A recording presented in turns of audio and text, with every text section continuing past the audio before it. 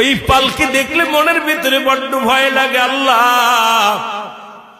ওই সার্বিয়ারি পালকির মধ্যে কোন দিন যেন চড়াইয়া দিবে রে, যেদিন বাবা মা সবাই পর হয়ে যাবে, আদরের ছেলে বিদায় করে দিবে, ওই সুন্দর ঘরের মধ্যে রাখবে না, বাড়ির মধ্যে রাখবে না, আমার আপনার চির বিদায়।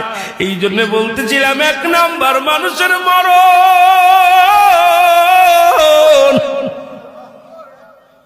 আল্লামা মুফতি আমজাদ আলী সাহেব একটা কিতাব লেখলেন, কিতাবের নাম বাহারে শরিয়া। এই কিতাবের মধ্যে উনি লিখতে যা বললেন, দুনিয়ার মানুষ শোনো,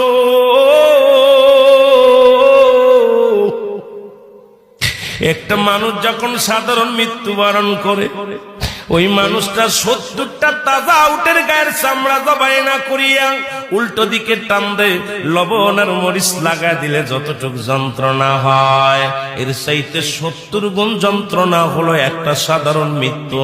আমি আজকে মোহাম্মদপুরের বাবাদের বলে যাই, রে বাজানরা দিলের কান্ডা লাগা শুনে নাও।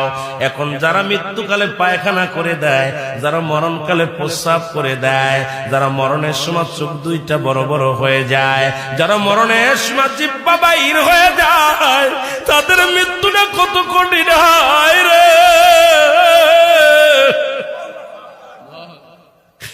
এই মরণ থেকে পালানোর কোনো জায়গা নাই।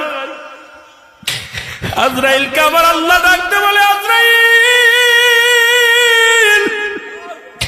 তুমি দুনিয়ার মধ্যে সবার জানটা কবজ করো গো।